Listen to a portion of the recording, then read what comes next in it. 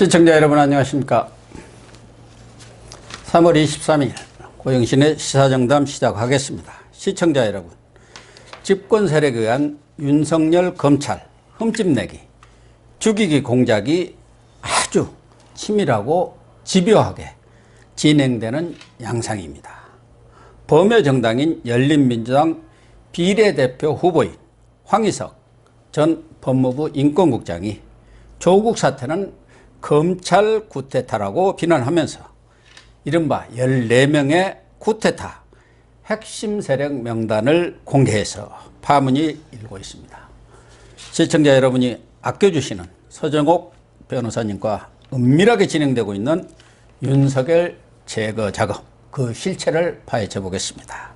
네, 서 변호사님, 아주 지난주 또 월요일 방송한 내용이 너무 반응이 좋았습니다.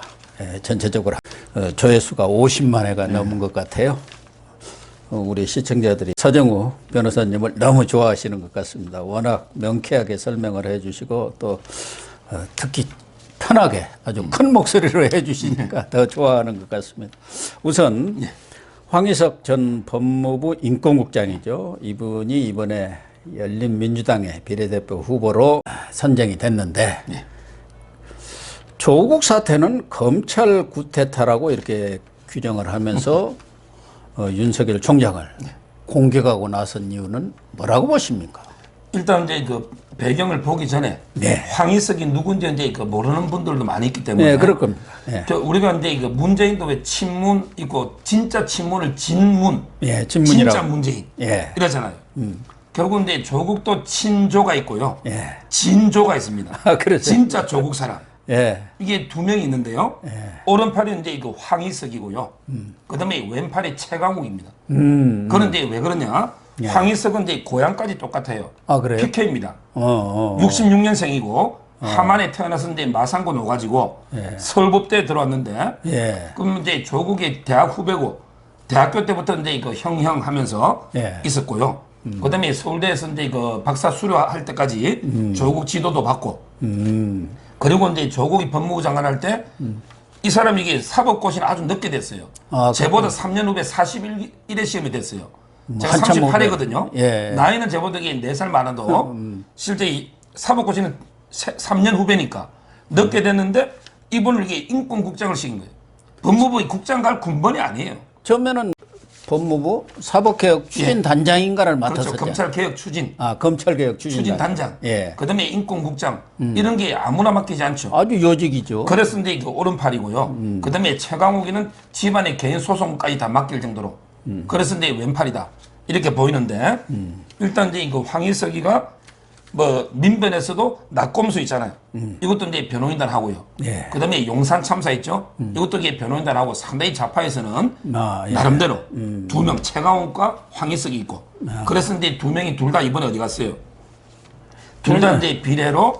그러니까 열린민주당 비례로 지금 들어갔죠. 저는 이제 열린민주당을 비리 범죄당이랍니다. 그렇습니까? 거기 보면 이게 전부 기소된 사람들이죠. 기소된 비리 범죄당. 맞잖아요. 최강욱도 기소가 됐고요. 김의겸이는 뭐 기소는 아니지만 부동산 약간 연루의혹 있잖아요. 나머지는 이게 전부 기소돼가지고 지금 재판 중에 있는 이런 분들이잖아요. 근데 결론적으로 이 사람이 검찰 쿠데타를 했잖아요. 근데 이 쿠데타라는 거는 하극상이죠. 근데 검찰의 최고 지휘권자는 누굽니까? 윤석열이잖아요. 총장이죠. 그게 검사 통일체의 원칙의 최고 지휘권자는 윤석열이죠.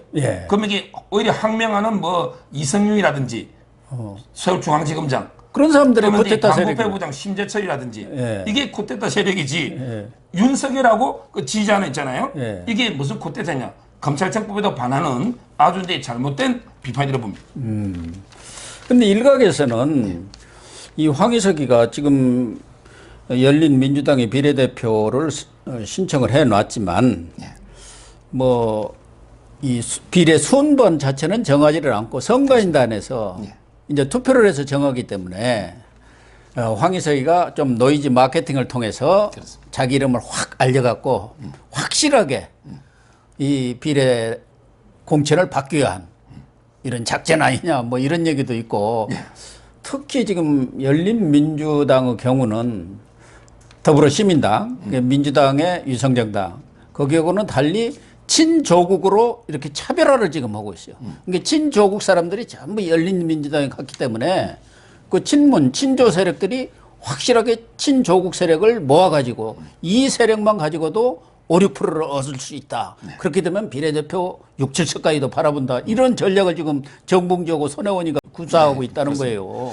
제가 보기에는 이제 그 더불어 시민당, 그다음에 열린민주당 있잖아요.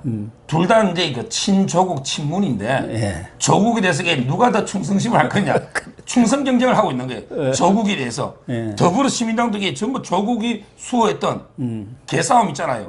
서초역의 개싸움. 거기에 주도하고 있거든요. 개싸움 국민운동본부 개국본이라고 하지 않습니까? 그렇죠. 그러니까 이제 결국 둘 다 친조인데 조국에 대해서 충성 경쟁을 하고 있다. 이래 보이고요. 그다음에 그 더불어 시민당은 이제 그 공식 위성 정당이죠. 그렇죠. 인정하는 민주당이. 근데 열린민주당은 짝퉁 위성 정당이죠. 왜냐하면 이게 인정을 안 해요. 그런데 윤호중 사무총장은 막 열린민주당을 공격하고 있잖아요. 이 사람들에게 6% 7% 얻으면 더불어 시민당 공식 위성 정당이 참패할 거 아닙니까? 이런 게 문제가 있고요. 그다음에 그 황희서이가 막 이렇게 14명 쿠데타 명단 이야기했잖아요. 이 의도는 이제 박사님이 정확하게 분석하신 거죠. 결국은 이제 그 열린 민주당은 조국을 이게 그 받드는 이런 정당 아닙니까? 그러니까 이제 그 조국을 좀 띄우고 그리고 이제 그 조국하고 반대되는 세력 있잖아요. 14명. 대표적으로 이제 윤석열 14명이 누굽니까? 저도 궁금해요. 그러니까 윤석열. 아니 총장을 보고 쿠데타 세력이 하면 이 대통령이 있으면 대통령이 쿠데타 세력이 됩니까? 밑에 쿠데타 한 사람이 쿠데타지. 그러니까 황희석 이야기는 사실상 윤석열이가 대통령에 대해서 반역을 한 거다. 뭐 이런 뜻 아니겠습니까? 그런데 대통령은 명령을 말이 안 되는 거고요. 대통령이 검찰에 지시할 수 있는 권한이 어디 있습니까? 검찰청법에 전혀 없잖아요. 그다음에 그 대윤 소윤할 때 윤대진 있잖아요. 이 사람이 별로 나서지도 않았는데 소윤이라는 이유로 사법 연수원생이 한 명밖에 없는데 연수원의 부원장으로 자천된 이런 사람이에요. 이 사람에게 별로 한 역할이 없어요. 수원지검장에 있다가 완전히 그냥 지금은 물 먹은 거죠? 사이가 좀 서먹서먹해졌어요. 그래. 우리 윤석열 총장하고도 윤대진이가. 왜냐하면 이게 윤대진은 골수 운동권입니다.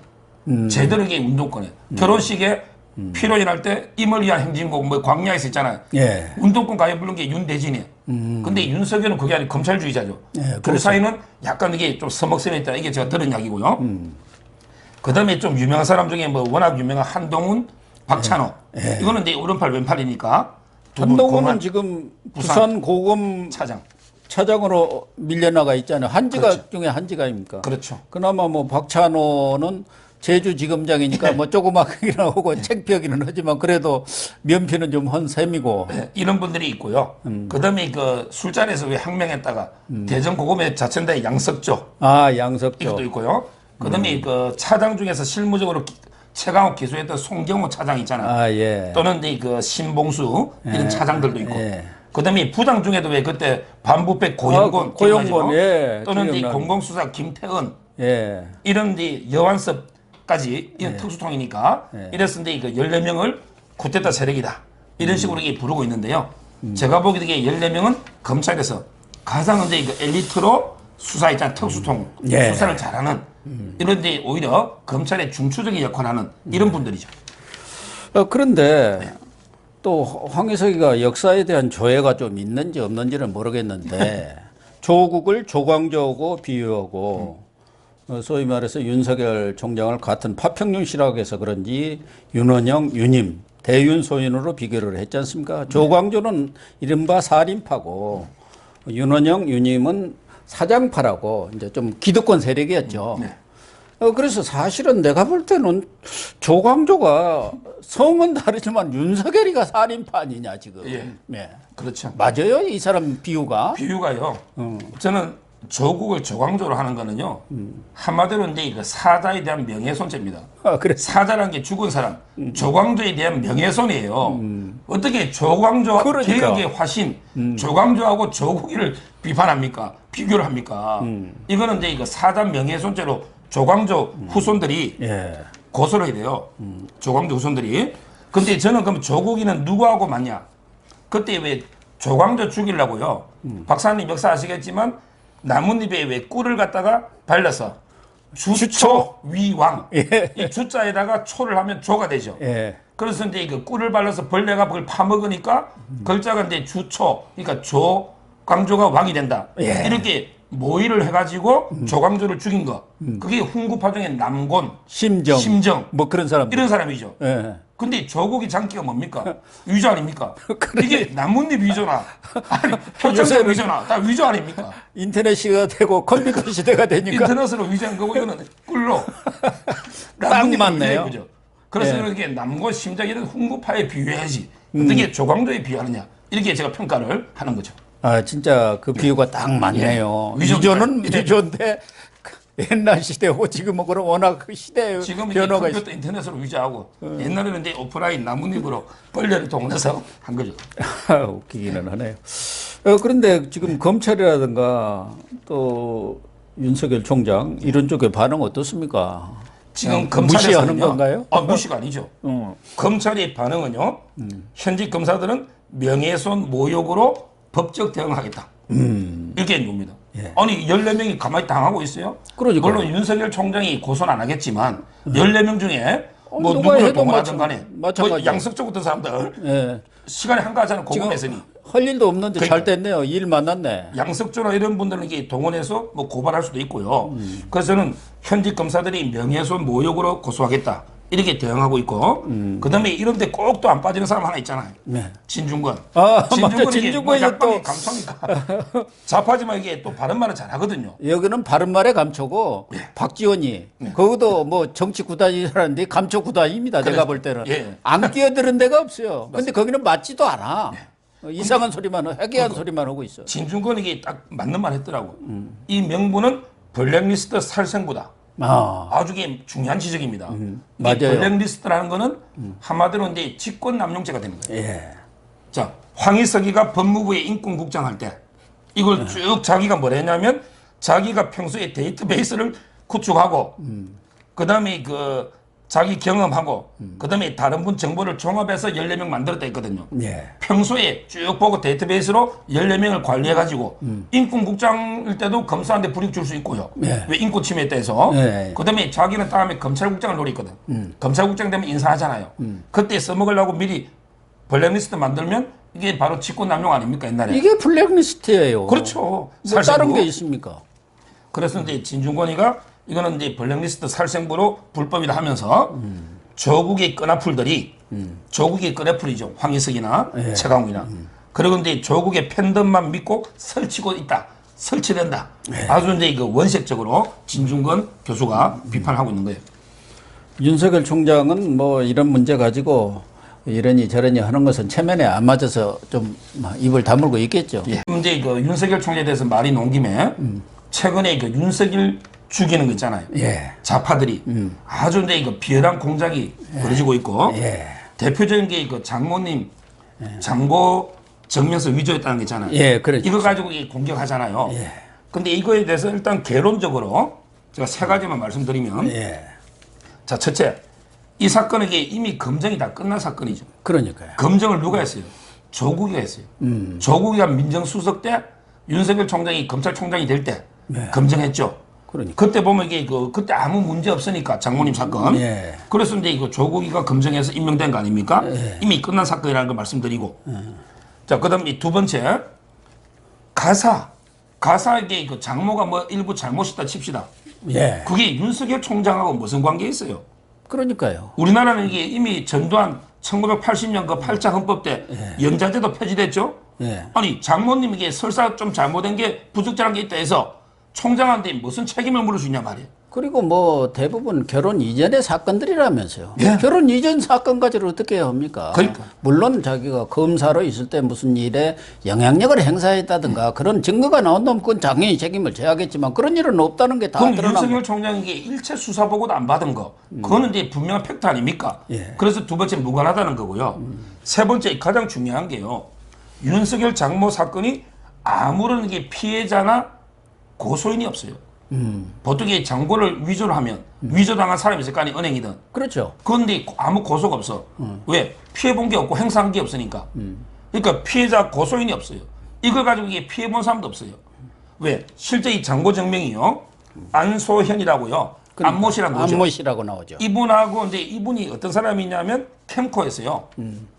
실제 캠코 근무도 안 해서. 근데 자기가 캠코에서 선배 때문에 근무하다 잘렸다.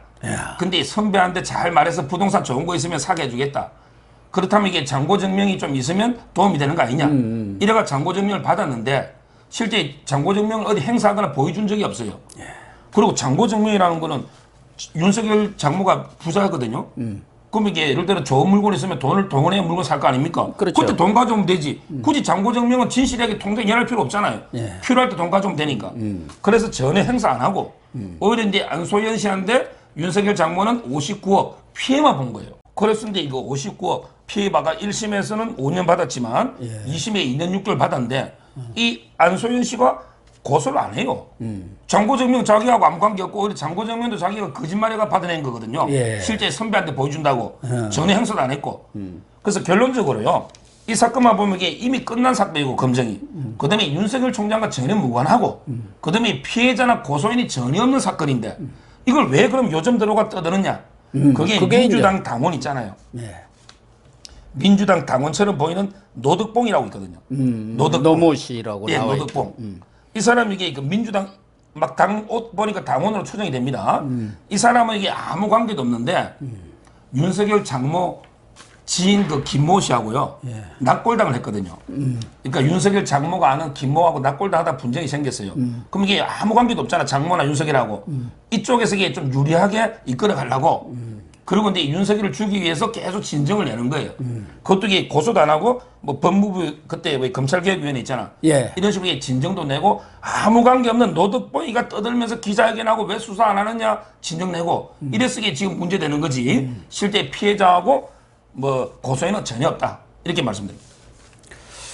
그러니까 지난 인사청문회 때도 그때는 민주당이 윤석열 총장을 열렬히 지지 응원을 했고 오히려 한국당이 뭐 여러 가지로 문제 있다 사퇴하라 뭐 이렇게 역공을 펴던 때 아닙니까? 근데 그때 박주민 의원이라고 지금 뭐 꽤 유명한 사람 있잖아요. 그래요, 세월호. 아무런 문제가 없는 아주 유능한 검사라고 하고 그때도 청와대에서 그런 고소 고발인들하고 정모씨라고 또 있더구만요. 이렇게 접촉을 해가지고 뭔가 이렇게 공작을 하려고 하는 행태들을 벌였는데 최근에 이렇게 보면은 지금 이 사건이 다시 불거진 게 MBC에서 장모님과 검사 사이 이런 걸 이런 그 기획 탐사 보도를 낸 거 아닙니까? 근데 MBC가 요새 뭐 친여 언론인 것은 다 알잖아요. 친문 언론인 것은.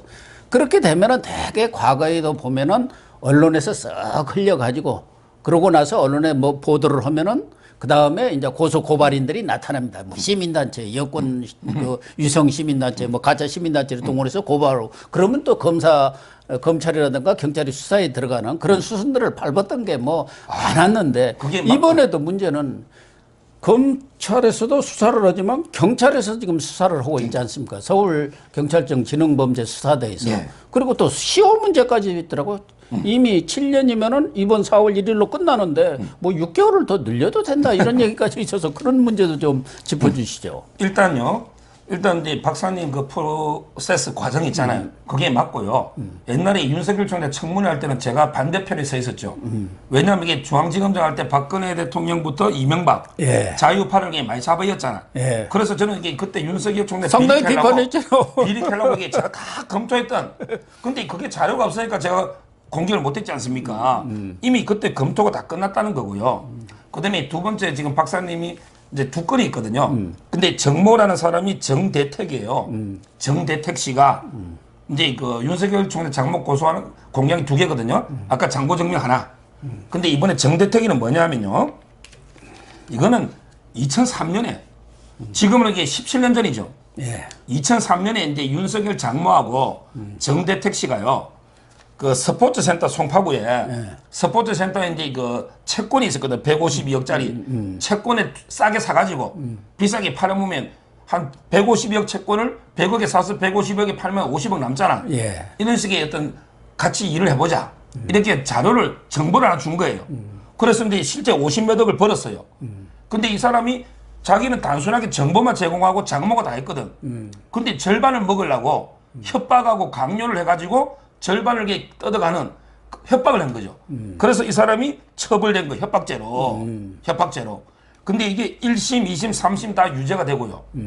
그리고 이제 재심까지 해가지고 네. 또 이게 기각이 된 거예요. 이미 모든 게 끝난 거예요. 물론 이제 그 사이에 그 법무사라는 사람이 막 정은이 처음에는 장모 편 들다가 나중에 자기가 이제 장모한테 수고비 받은 게 변호사법 걸릴 것 같으니까 다시 이게 정대택 씨 편으로 들다가 법무사가 좀 오락가락해서 좀 시끄러웠지. 실제는 이게 정대택 씨는 재심까지 4번 재판에서 다 정거고 이게 2003년이니까 아무 관계 없는 거예요. 지금 이 두 사건 이걸 갖다가 소송 사기했다, 무고했다, 뭐 어쩌고 저쩌고 한 게 중앙지검에 있는 거예요. 이게 이제 의정부로 다 간 거거든요. 그건 일어나라 쉽겠다고 말이에요. 그렇죠. 예. 크게 보면 이제 갔는데 그래서 저는 두 사건을 제가 자세하게 비교해봐도 이미 완전히 끝났고 뭐 장모나 윤석열 총장한테 튈 건 없고요. 근데 여기에 이제 그 경찰까지 나선 거는 최근에 검경 수사권 조정이 있잖아. 그러다 보니까 이제 검찰이 어떻게든 한 건 잡아야 되겠다. 황운하처럼 이래서 이게 경찰이 나선 거고요. 그다음에 공소시효도 사문서 유정 7년이거든요. 이미 다 끝난 거다. 이래 봐야죠. 이번 경찰 수사가 제2의 황운하 사건 되는 거 아닌가 하는 생각도 들어요. 청와대에서 무슨 이렇게 오더가 없었을까요? 그거 좀 잘 좀 봐, 경찰. 그러면 경찰들이 예, 알았습니다. 딱 그러잖아요. 근데 그 아무리 제가 봐도 뭔가 끈덕이 조금이라도 있어야 뭔가 이게 부풀려 수사를 하잖아요. 이미 2003년이고 17년 전의 사건이 1, 2, 3심 재심까지 끝났고요. 그다음에 이제 문제는 장고증명 하나 있잖아요. 근데 이것도 피해자도 없고 고소인도 없는데 이걸 과연 검찰이 직권으로 장모는 어떻게 보면 50m 피해자잖아요. 어떻게 피해자를 가지고 처벌할 수 있는지. 실제 사문서 위조라는 거는 행사를 해야 되잖아. 부정한 목적으로. 근데 전혀 행사한 바도 없고 그리고 이게 피해자나 실제 피해 본 사람이 고소한 것도 없고 전혀. 그래서 제가 보기에는 이게 아무리 경찰이나 이번에 나서도 뭐 큰 문제는 없을 걸로. 그래서 이게 좌파들이 비열하게 윤석열 죽이기 아니냐 이렇게 저는 보는 거죠. 그래서 진보 좌파 그중에서도 이제 여권 실세들이 지금 저희들이 아직 다루지는 못했습니다만은 라임 자산운용 사건 이게 여권 실세들이 많이 개입이 돼 갖고 이것은 게이트로 비화될 가능성이 높다는 거예요. 근데 지금 검찰에서 아주 치밀하게 수사를 하고 그 검사들까지 파견받아서 지금 그렇죠. 대대적으로 수사를 벌이고 있지 않습니까? 그 이전에도 신라젠이라든가 뭐 태양광, 우리들 병원 이런 문제들에 여권 실세들이 관여가 되어 있기 때문에 어차피 총선이 끝나면 이런 부분들이 본격적으로 윤석열 총장이 들고 났을 것이다. 그러니까 미리 싹을 잘내야 한다. 특히 이 라임 사건 여기에 대해서 위협감을 많이 느끼는 모양. 여러 사람들이 그 사람이 돈을 그냥 뭐 몇십억씩 들고 다니면서 현금으로 그냥 10억, 20억 막 뿌렸다는 거 아닙니까? 그렇습니다. 결국 근데 이번 총선은요. 이번 총선은 일단은 보면 이게 대깨문들 있잖아요. 좌파. 그다음에 우리 자유우파 국민들. 저는 깨어있는 자유우파 시민 깨자시라고 항상 하는데 대깨문하고 그다음에 깨어있는 자유우파 우리 시민들 깨자시하고 싸움이 되고 두 번째는 이제 문재인하고 황교안의 싸움이 되고 그다음에 중요한 게 세 번째예요. 이번 총선은 또 중요한 대립점이 조국과 바로 이제 윤석열의 싸움입니다. 조국이 있잖아요. 지금 이게 비례는 전부 조국이 뭐 용비 조천가? 용비 뭐라는 이게 전부 조국을 찬양하는 이런 이게 대깨조들 이런 싸움이 비례나 지역구에 많죠. 김남국이처럼. 근데 문제는 윤석열 총장도 상당히 그 지금 기소된 사람들 있죠. 아까 제가 말한 황운하, 그다음에 한병도, 그다음에 임동호까지. 뭐 최강욱이도 공천 받으면 최강욱이 전부 이게 윤석열 총장이 날린 사람들이죠. 그다음에 이번에 또 선거 끝나면 공직선거법에 철저히 수사할 거 아니야. 그래서 제가 항상 윤석열 총장이 수사 제대로 하면 교섭단체 하나 날릴 수 있다. 한 20명 날릴 수 있다. 선거 위반으로. 그리고 이제 조금 전에 박사님 말한 라임. 이거는 이제 법무부에서 어쩔 수 없이 파견 한두 번 해준 거 아닙니까? 청와대에 다 연루된 이 사건요. 그리고 이것만 있습니까? 또 이게 신라젠부터 기존에 여러 사건들이 있지 않습니까? 결국 이번 총선은 조국 대 윤석열 싸움도 상당히 지금 눈여겨봐야 될 포인트가 아닌가 이래 보입니다. 네, 시청자 여러분. 오늘 서정욱 변호사님이 최근 일어나고 있는 윤석열 검찰총장에 대한 여권의 공격에 대해서 아주 심도 있게 또 이해하기 쉽게 여러분들한테 설명해 준 것으로 이렇게 이해가 됩니다. 어쨌든 이런 모든 부분들을 똘똘똘 뭉쳐가지고 이번 총선에서 표로 심판해 주시기를 부탁드립니다. 오늘 방송 마치도록 하겠습니다. 시청해 주셔서 감사합니다. 감사합니다.